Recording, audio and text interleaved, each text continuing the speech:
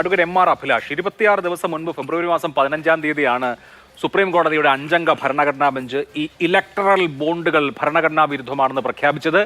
ഇതുമായി ബന്ധപ്പെട്ട വിവരങ്ങൾ തെരഞ്ഞെടുപ്പ് കമ്മീഷന് നൽകാൻ SBIയോട് നിർദ്ദേശിച്ചത്. തെരഞ്ഞെടുപ്പ് കമ്മീഷനോട് അത് പ്രസിദ്ധീകരിക്കാനും ആവശ്യപ്പെട്ടു. പക്ഷേ അത് ഇപ്പോൾ പറ്റില്ല, ഇനിയും സമയം വേണമെന്നാവശ്യപ്പെട്ട് SBI കോടതിയെ സമീപിച്ചത് അഭൂതപൂർവമായ ഒരു നീക്കമല്ലേ? കാരണം കോടതി തന്നെ വിലയിരുത്തിയതുപോലെ ഒരു ക്ലിക്കിൽ കിട്ടുന്ന അല്ലെങ്കിൽ റെഡിലി അവൈലബിൾ ആയിട്ടുള്ള വിവരം കോടതി ഒരു ഭരണഘടനാ ബെഞ്ച് ഉത്തരവിട്ടിട്ട് ഇപ്പോൾ നൽകാൻ കഴിയില്ല, അതല്ലെങ്കിൽ അത് ഞങ്ങൾ കുറച്ച് കഴിഞ്ഞിട്ട് നൽകാം, അതിന്റെ ക്രോഡീകരണം പൂർത്തിയാവുന്നതേ ഉള്ളൂ എന്ന മട്ടിൽ ഇന്ത്യയിലെ ഏറ്റവും വലിയ ബാങ്ക് പെരുമാറിയത് എന്തുകൊണ്ടായിരിക്കും? സുപ്രീം കോടതി നാളെ തന്നെ ഇവ വേണം എന്നാവശ്യപ്പെടുന്നതിന്റെ പൊരുൾ എന്തായിരിക്കും?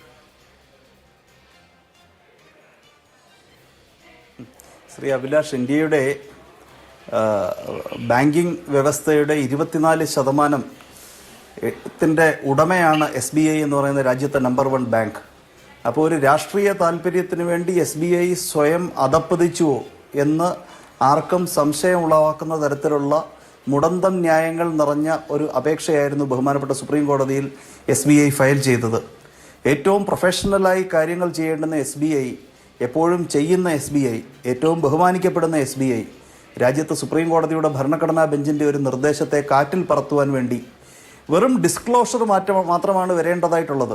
അതിനകത്ത് ബഹുമാനപ്പെട്ട സുപ്രീം കോടതി പറഞ്ഞതുപോലെ നിങ്ങൾ മാച്ച് ചെയ്യേണ്ട, ആരാണ് ബോണ്ട് വാങ്ങിയത്, ആരാണ് റിഡീം ചെയ്തത് എന്നതിനെ സംബന്ധിച്ച് റെഡിലി അവൈലബിൾ ആയിട്ടുള്ള ഡേറ്റ ഡിസ്ക്ലോസ് ചെയ്യുവാൻ മാത്രം കോടതി ആവശ്യപ്പെട്ട് കഴിഞ്ഞിട്ട് 26 ദിവസം കഴിഞ്ഞിട്ടും ഇനിയും മാസങ്ങൾ വേണം. ഈ ഡേറ്റ പുറത്തു വന്നു കഴിഞ്ഞാൽ മാച്ചിങ് എക്സർസൈസ് ഒക്കെ മാധ്യമങ്ങൾ ഭാരതത്തിൽ നടത്തില്ലേ, കേരളത്തിലെ മാധ്യമങ്ങൾ നടത്തില്ലേ, അല്ലെങ്കിൽ രാഷ്ട്രീയ പാർട്ടികളും അതിനകത്ത് താല്പര്യരായിട്ടുള്ള പൗരന്മാരും നടത്തില്ലേ? അപ്പോൾ അങ്ങനെ ഒരു മാച്ചിങ് എക്സർസൈസിന് വേണ്ടി ജൂൺ 30 വരെ സമയം SBI ആവശ്യപ്പെട്ടുവെങ്കിൽ അത് എന്തുകൊണ്ട് ജൂൺ 30 എന്നുള്ളതിനെക്കുറിച്ച് നാം ചിന്തിക്കേണ്ടതായിട്ടുണ്ട്. സുപ്രീം കോടതി പറഞ്ഞു ഞങ്ങൾ ഡിസ്ക്ലോഷർ മാത്രമാണ് ആവശ്യപ്പെട്ടത് എന്ന്. മാത്രമല്ല, ഇങ്ങനെ ഒരു ഭീകരമായിട്ടുള്ള സമയം ചോദിക്കുമ്പോൾ കോടതിയുടെ നിർദ്ദേശത്തെ ലംഘിക്കുന്ന തരത്തിലേക്ക് അവർ തന്നെ അവരുടെ ഇനാക്ഷൻ വഴി ലംഘിക്കുന്ന ഒരു തലത്തിലേക്ക് പോകുമ്പോൾ എന്ത് നടപടികളാണ് ഇതുവരെ അവർ എടുത്തത് എന്ന അപേക്ഷയിൽ ചൂണ്ടിക്കാട്ടുവാനുള്ള ഉത്തരവാദിത്വമുണ്ട്. കോടതിയലക്ഷ്യ നിയമപ്രകാരം കോടതിയലക്ഷ്യ ഹർജികളും CPM ഉൾപ്പെടെയുള്ള പാർട്ടികൾ ഫയൽ ചെയ്ത കോടതിയലക്ഷ്യ ഹർജികളും ഇന്ന് കോടതിയുടെ പരിഗണനയിൽ വന്നിട്ടുണ്ടായിരുന്നു. അവിടെ കോടതി അലക്ഷ്യമെന്ന് നമുക്ക് നിയമത്തിൽ പറയാൻ കഴിയുന്നത് എന്താ? Wilful disobedience of A court order. അതായത് ബോധപൂർവമായ അനുസരണക്കേട് ഒരു കോടതി ഉത്തരവിനോട് കാണിക്കുമ്പോഴാണ് അത് കോടതി അലക്ഷ്യമാകുന്നത്. ഈ 26 ദിവസം ഇതിൻ്റെ പുറത്തിരുന്നതിന് ശേഷം കോടതിയിൽ ചെന്നിട്ട് പറയുകയാണ് ജൂൺ 30 വരെ ഞങ്ങൾക്ക് ഇനിയും സമയം വേണം.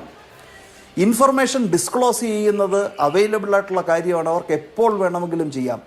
മാച്ച് ചെയ്യണമെന്ന് കോടതിയുടെ ഉത്തരവിൽ പറയാത്തിടത്തോളം കാലം ഈ ആരാണോ ബോണ്ട് വാങ്ങിയത് ആ വാങ്ങിയ ബോണ്ട് ഏത് പാർട്ടി റിഡീം ചെയ്തെടുത്തു എന്ന തരത്തിലുള്ള ഒരു മാച്ചിങ് എക്സർസൈസ് അല്ല അവിടെ വേണ്ടത്, അവിടെ ഡിസ്ക്ലോഷർ മാത്രമാണ് വേണ്ടത് എന്നിരിക്കെ ഈ ജൂൺ 30 വരെ സമയം ചോദിച്ചുകൊണ്ടുള്ള ഈ അപേക്ഷ തന്നെ ദുരുപദിഷ്ടിതമാണ്.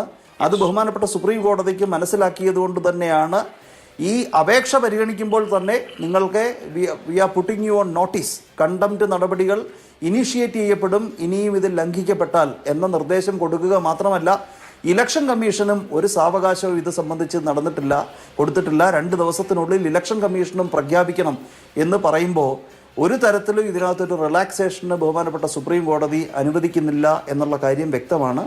But at the same time ഈ ഡേറ്റ എങ്ങനെയൊക്കെയാണ് വരുന്നത് എന്നുള്ളത് നമുക്ക് ആൻറ്റിസിപ്പേറ്റ് ചെയ്യാൻ കഴിയുകയില്ല. കാരണം ഇപ്പോൾ ശ്രീ അഭിലാഷ് മോഹനൻ ഒരു ഇലക്ട്രൽ ബോണ്ട് വാങ്ങിക്കുകയാണ് എന്നുണ്ടെങ്കിൽ, താങ്കൾ ഒരു വ്യവസായ ശൃംഖലയുടെ അധിപനാണ് എന്നുണ്ടെങ്കിൽ താങ്കളുടെ പേരിൽ അത് വാങ്ങണമെന്നില്ല, അല്ലെങ്കിൽ താങ്കളുമായി ഇൻറ്റിമേറ്റ് ആയിട്ടുള്ള ഒരാളുടെ പേരിൽ വാങ്ങണമെന്നില്ല. താങ്കളുടെയുമായിട്ട് ഒരു തരത്തിലും പൊതുബന്ധം പുലർത്താത്ത ഒരു വ്യക്തിയുടെയോ ഒരു സ്ഥാപനത്തിൻ്റെയോ പേരിൽ വാങ്ങിയേക്കാം.